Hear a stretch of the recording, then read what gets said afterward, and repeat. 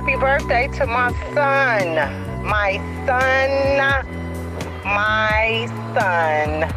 The greatest man of all times, baby. Don't let them get to you. I can't believe that the tape is actually coming to an end.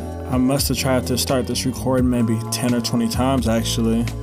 I don't know why I couldn't bring myself to do it. I guess because it's my first one, and it's just such a special thing coming to a close. To be honest with you, I'm kind of speechless. But before I go on with this outro, in the midst of a typhoon occurring outside right now, preparing. Tomorrow I'll be 28 years old. Seems pretty interesting. Life has been a whirlwind for a while now. Before I go on with anything else, I would like to say thank you to my grandfather for giving me the inspiration to be a musician, for giving me an inspiration to constantly learn. You know, his favorite quote was, "Oh, wow, wow, wee." That means something dope just happened or something shocking, right? So I hope that you're having saying, "Oh, wow, wow, wee" to this final tape. And also to my Uncle Rodney. Rest in peace to both of you. Okay. Thank you for everyone that tuned in to the Scenery EP, okay? This is me and J Mecca's first project. We started working on it maybe about a year ago. It's been a grind every single day. But the good thing about working with J Mecca, right, is that we have such similar styles. I could pass a beat to Mec like, "Yo, check out this Brazilian beat." He like, "You already got that shit on deck." I could pass him a Japanese beat. He's like, "Oh, you fuck with that? I fuck with that." It could be Dorothy Ashby. It could be The Temptations.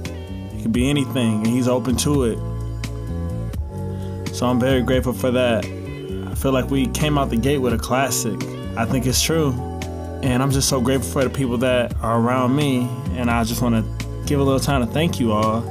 I originally had a little write-up that I was going to do to just thank people, okay? But I've written enough for this album, and I just want to talk to you all.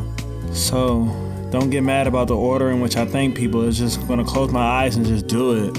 Mom, tomorrow's my birthday, so thank you for bringing me into this earth. Khari, I just wanted to send you a special little message, just so you know. But I was listening to a message this morning, and it talked about how the very thing that people look at you strange about, the very thing that you're ostracized about, is going to be the very thing that's going to be used to move you to your next level. That's the thing that makes you exceptional. That's the thing that makes you great. That's the thing that makes people stare. That's the thing that sets you out and sets you apart. So don't be so quick to want to get rid of that thing. At least you should just start throwing away a bunch of junk. So that's what I'm doing now, making room for the new, getting rid of the old. I ran across some of your stuff that you will be glad to see that I ran across. There was a Beach Boys album, Frank Sinatra. I'm definitely going to make sure I put any precious mementos to the side. All right? I hope you're having a good day. I miss you and I love you. You decided to call me Khari. I don't like the name King Khari. It's I think the name is boisterous. I just did it on a pressure time limit. So I'm going to switch that to Khari, a Japanese style name. My name. I just want to thank my mom for everything. My dad for giving me the entrepreneurship type spirit. This is why I can wake up and do 10 hours of recording, because my dad always just taught me that if you want anything to shake, you have to do it yourself. Thank you so much to my brother from another great mother, Karel Spivey. He gave me vocals on this tape. This journey started a lot with you, man. Just in Ann Arbor, getting done with skateboarding, chilling, doing yoga, cooking vegetarian meals, posted freestyling. I hold my freestyling skills with you, bro. Dark Side, Singman, what's up, bro? Carly Carson, I don't have the words for you. Thank you. You always held me down. You're one of the few people. You know I really like hands-on everything that I do. You're one of the few people that I can just say, all right, here, Special K, take this shit and make it magic. You feel me? And you always make it magic. Thank you to my bro Dylan Kim. What's up, baby? Man, just posting up with you, man, talking about life, talking about, things that people don't want us to talk about, man, vibing with you. Went to New York. That's when a big part of me decided, hey, man, I'm going to live a free lifestyle. So thank you for being there with me. Adon Hussein, my second time going to Japan was with you, bro. Thank you for that. Roland Gaynor, You just my bro. I fucks with you, so thank you. Isa, you're special. Don't let anyone tell you you're not. Keep your energy high, and you have talent. You can break through. I hope this help helps you. Man, this is actually something. You're thanking all the people that you love on a beautiful instrumental. Thank you very much to Gary King. G King, check out his music. G King provided me with vocals for this. This has been my bro since I went to Michigan. Actually, my first time ever ciphering on a beat was with Gary King. Trinity was like, yo, put on a cipher. Everybody start rapping. I was like, fuck this shit. I'm getting the hell out of here. And all eyes looked at me and they just wanted me to spit. They played Logic 5 a.m. and I freestyle a little something like this. You see, I didn't really care about what I said. I just wanted to provide some lyrics out my head. I can do it freestyling even on the outro. You know I won't have no mess up. Yes, I doubt those. Yeah, the time is mine. Scenery, you know we killing shit. SIB, the MVP. The MVP, and I can even sing on the beat. I can sing on the beat, but get back to my speech. That was a real freestyle, y'all. Whether or not I messed up, it was gonna be okay. So, okay, you know, let's just get out the shout outs for a minute. Let's just talk about how this all started. I remember like yesterday, right? I was in the 5th grade. I wrote a poem. I wrote a poem about nature. I think the lyrics of the poem was like, the water was fresh, the water was glee, without the water, there would be no me. And my sister KK, she laughed at that shit, man. KK, I still love you. Without you, this tape wouldn't exist. But she laughed at it.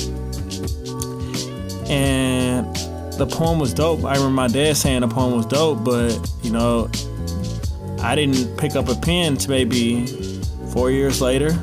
16, I was in high school. I had a crew. Marvin, Brandon, Devon. Who else was in that crew? Angelo, Smith, my brother. What you mean, forever? We started a group. Self-Made Realists, SMR. We were just all about swag and shit, you know? And I had another group with my boy Devon Burks called Smiley Entertainment. And we were just, you know, right. And I remember people would laugh at it, you know? People who had never picked up a pen, people who had never felt that anxiety of spitting would just laugh at it. And, you know, it made me just kind of like hide my raps. I never did it out loud, but I would just write them on Facebook posts.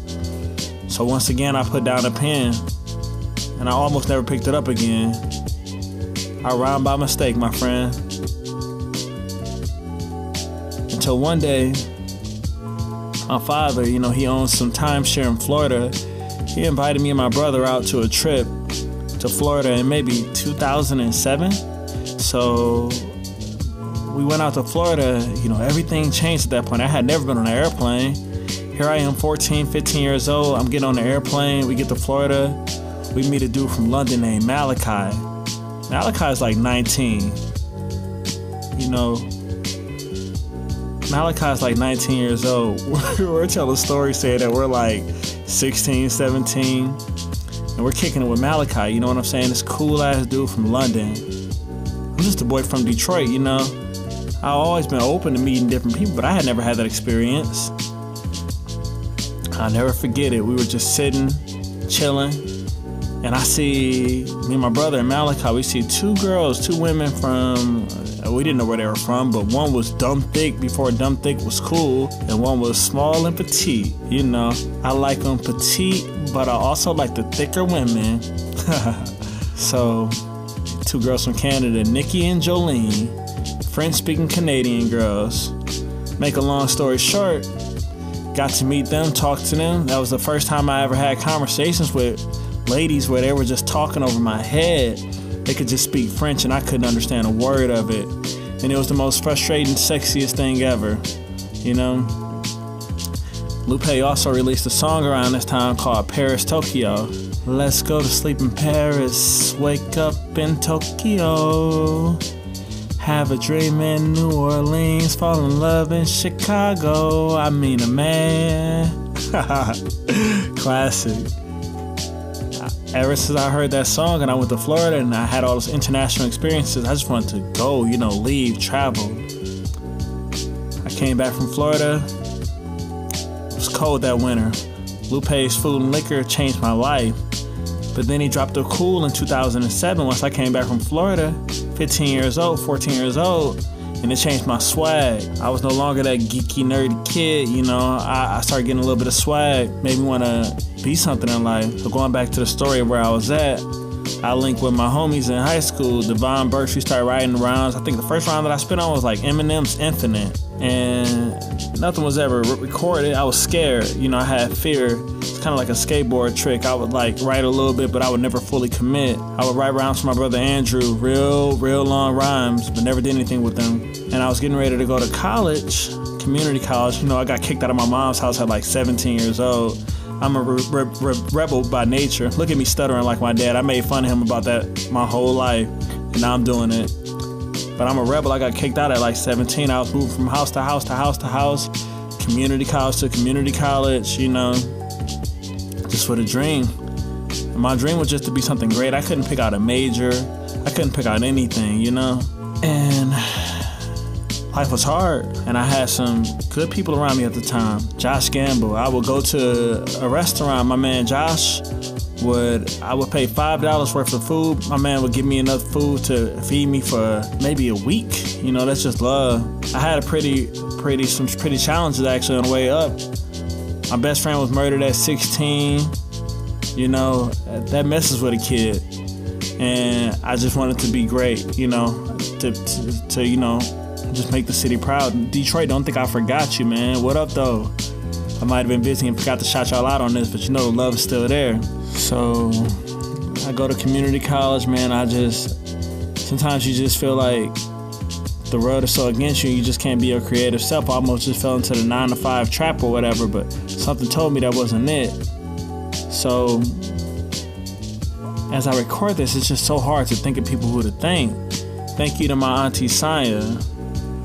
Thank you to my Uncle Mac for just listening to so much music with me. We would listen to Slick Rick, P-Rock and CL Smooth, Mary Jane Girls, all of that. Just kicking vibing about music. Actually, I come from a very musical family. Back to the shout-outs. Thank you to Michael Franks for inspiring me for being such a good writer. Thank you to my brother Mark. Thank you to my sisters, my niece. Damn, it's so much pressure. Thank you to Fatima. Thank you to everybody who's helped me in this process. Everybody who put their voice in the sample. Thank you to Logic. As I was finishing this CD, man, I was listening to Under Pressure back and forth and back and back and back and back and back. And I swear I see so many parallels between me and that dude. I was listening to Big Sean from Detroit, you know what I'm saying? I was listening to Detroit Mixtape, Finally Famous Volume 2. Big Sean's speeches about just imagination and dreaming and not being afraid of failing. And even if you are afraid of failing, doing it anyway, you know what I'm saying? I remember when I first started doing this, people would laugh, and I realized the people who were laughing, they didn't have a single fucking song out. The people who were laughing from their damn corporate jobs on their ass. So the moral of that story, y'all, is don't listen to people who haven't done what you are trying to do, what you're going to do. I believe in y'all. Big Sean, Logic, Frank Sinatra, Marsha Mathers, Jaden Smith, Loomis, Amy Winehouse, thank you. I loved your smart ass mouth. You're great. How could I forget my brother Mac Mill, 92 to Infinity still.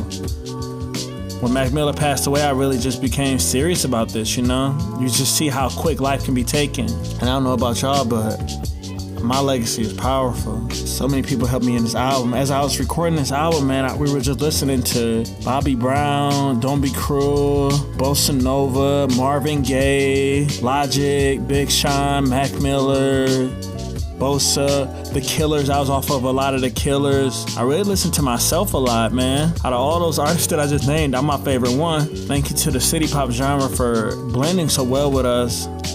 I'm really speechless. Thank you so much for everybody in Ann Arbor. I love y'all so much with all of my heart. We really did put our soul into this one. We wanted to express love for everybody, whether you're from Brazil, whether you're from Spain, whether you're from Cuba, whether you're from Colombia, whether you're from Japan, whether you're from Fukuoka. Love. Shout out to Level Core. Level Core had the fucking dope shit, you know what I'm saying? Revive, that song got me going again, right? I remember being at Michigan. when I was a student at Michigan. I grinded to go there from community college, and in high school I was a 0.1 student. Sometimes I had a GPA of like a 0.64 or whatever.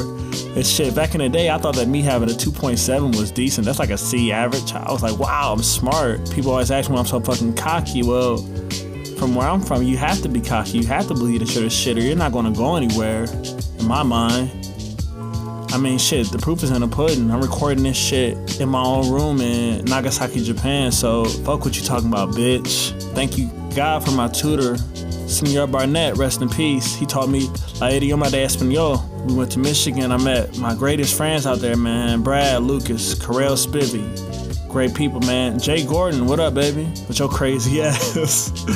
You taught me a lot, man. And we had a good time in there, man. A lot of love in Ann Arbor. That was my last shot to do this musically, man. I'm glad that I didn't put it down.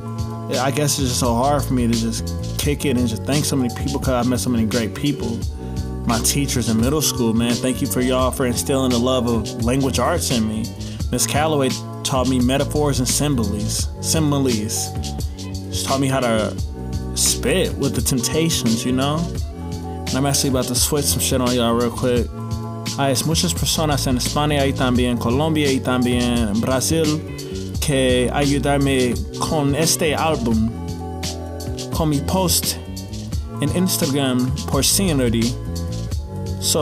Pues, muchas gracias. Lo siento, pero ahora mi español es un poco peores porque no tengo muchas oportunidades para practicar en Japón.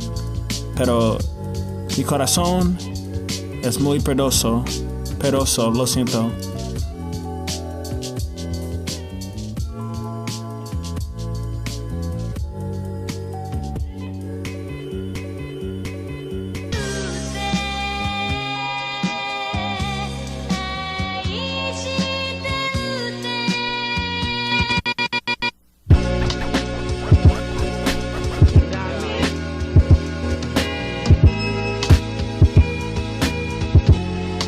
Yo, goddamn, almost fucked around and let it slip. Not steering away, I should let self-doubt. Got my shit dreaming like Walter Mitty, getting hot, rubbing on titties. Mom's approaching 60, must have been out of my mind, thinking time was on my side. So I made me home where I reside, like 50. I'd rather get rich or die trying. That's on Bible, like the Quran, a Farrakhan. I'm not lying, and just trying, yo homie, that ain't gonna be good enough. 87 approaching heaven, crying cause you ain't doing enough. And that one that is stung like my left hook, and I ain't nearly at the hook, so clearly you gon' have to look and listen, quit bitching and get to living. Condescending ain't intended, trying to move you like a piston, cause well, that's my experience. Lyrics don't be counterfeit, you feel it cause I felt this shit. And it ain't just no rhetoric, that's some square biz like Mecca when he be pressing shit.